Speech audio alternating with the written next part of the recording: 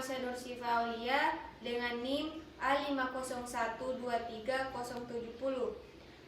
Saya di sini akan memaparkan materi tentang landasan religius dalam BK. Adapun materi yaitu pemahaman landasan religius.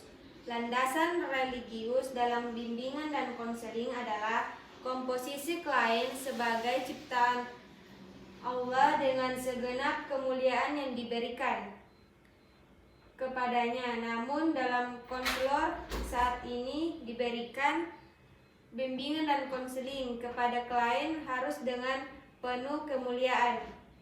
Namun berbeda dengan keyakinan agama dapat tiap klien. Namun konselor bersikap hati-hati dan bijak dalam menerapkan landasan religius juga. Materi selanjutnya yaitu pengertian landasan religius. Landasan religius adalah upaya mengintegrasi nilai agama dan proses bimbingan dan konseling. Landasan yang ruang lingkupnya yang bersifat bernilai-nilai agama yang dimaksud dengan dasar religius. Landasan religius merupakan salah satu landasan yang penting yang harus dilaksanakan karena sama halnya dengan melakukan ibadah kepada Tuhannya. Materi selanjutnya yaitu pemahaman landasan religius terhadap Indonesia, terutama Pancasila. Pancasila adalah dasar negara Indonesia yang mencakup nilai-nilai religius. Ketuhanan Yang Maha Esa sebagai landasan utama.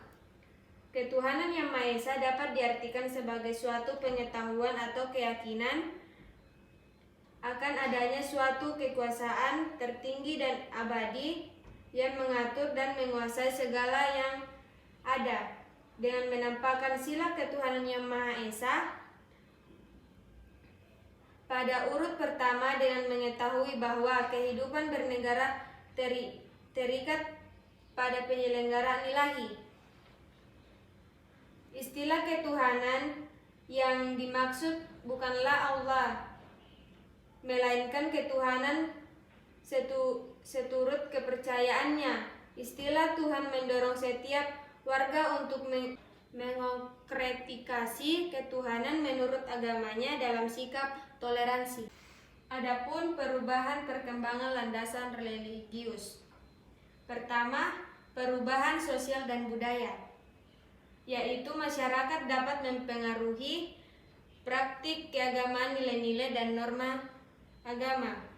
Kedua, sejarah agama. Bagaimana mereka berkembang dari waktu ke waktu dan bagaimana keyakinan mendasar telah berubah dan berkembang. Ketiga, perkembangan pemikiran dan etika, yaitu meyakini agama telah beradaptasi dengan perubahan etika dan moral dalam masyarakat. Keempat, yaitu perubahan dalam praktik keagamaan, yaitu bagaimana cara ibadah, ritual, dan praktik agama telah berubah atau beradaptasi dengan perubahan zaman. Kelima, peran pemimpin agama, yaitu perubahan dalam peran yang berpengaruhi pemimpin agama dalam masyarakat. Pengaruh teknologi dan media telah mempengaruhi cara orang beragama berinteraksi dengan kepercayaan mereka dan menyebar pesan agama lainnya. Dasar teori landasan BK yang lain terhadap landasan religius, yaitu teori pemulihan. Teori menyandang dukungan agama dan spiritual untuk membantu individu. Kedua, teori pertumbuhan spiritual. Pendekatan ini berfokus pada pengembangan dan pertumbuhan spiritual individu. Ketiga, teori interaksi, yaitu mengintegrasikan nilai agama atau prinsip agama dan spiritualitas dengan di mana teori psikologi dan BK tradisional. Keempat, teori kesejahteraan spiritual, yaitu teori ini menekankan bagaimana pentingnya mengembangkan dimensi spiritual dan hidup yang mencakup pencarian makna dan suatu pertumbuhan spiritual dan suatu kesejahteraan psikologi melalui praktek. Kelima, teori resiliensi, yaitu teori yang mengakui bahwa aspek ini dapat menjadi kekuatan penting dalam mengatasi stres dan krisis. Materi selanjutnya yaitu pengaruh landasan religius terhadap perkembangan BK, yaitu moral dan nilai. Agama sering menyediakan kerangka kerja moral dan nilai yang mendasari prinsip BK, namun untuk membantu individu mengatasi masalah dan dapat memberikan pandangan etik tentang bagaimana melakukan hal baik. Kedua, kesejahteraan mental dan emosional, yaitu bahwa individu memiliki dukungan sosial dan komunitas agama mereka lebih mungkin mengalaminya. Kesejahteraan mental dan emosional yang lebih baik.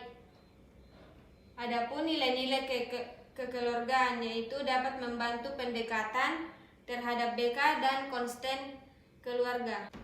Contoh landasan religius, yaitu Islam.